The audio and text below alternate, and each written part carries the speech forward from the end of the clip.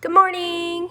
Today we are going to do some payroll transactions, meaning after you finished your payroll registers, you actually have to now post them or journalize them, I should say. We'll journalize in the cash payments journal and the general journal. The first one we are going to deal with is the cash payments journal. Says, Metro Company's payroll register has the following totals for the semi-monthly pay period July 1st through the 15th of the current year. T-counts and cash payments journal page are provided in the working papers. Your instructor will guide you through the following examples. We're not going to use T-charts, but I'm going to show you quickly.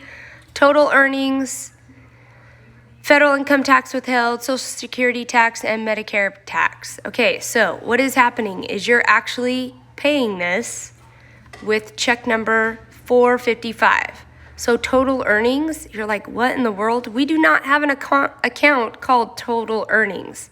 Instead, the account is salary expense. What is total earnings called? That's right, salary expense. Okay, and we have federal income tax payable, we have Social Security tax payable, and we have Medicare tax payable. Then we have to figure out how much are we actually going to write the check for. So federal income tax, Social Security, and Medicare, what happens is you pay that at a different time, but when you are writing out your payroll checks to people, you take it out of their checks and you keep that money until 4 quarters come up, so your first quarter, then you'll make a big payment for the federal income tax, Social Security, and Medicare. Anyways, let's see what this looks like. The date for this one is July 15th. So we're going to go over here, July 15th. The first account you are going to write, remember, total earnings is really called what? Right, salary expense. And the check number is C455.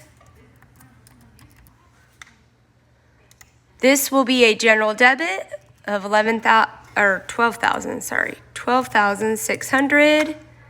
And then you are now going to put, slightly indented, your federal income tax, Fed income tax pay,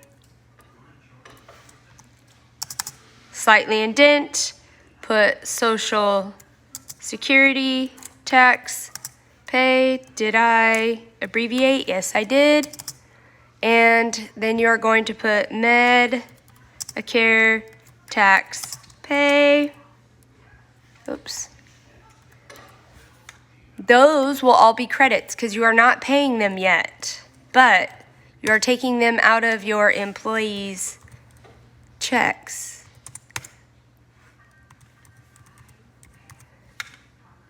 Okay, I'm going to highlight this yellow. One more line. Okay, because that will be the work together. Okay, so in order to figure out how much we actually wrote the check for, you take salary expense minus all of your payables. So what are we going to click on? Yep, equals salary expense minus federal income tax pay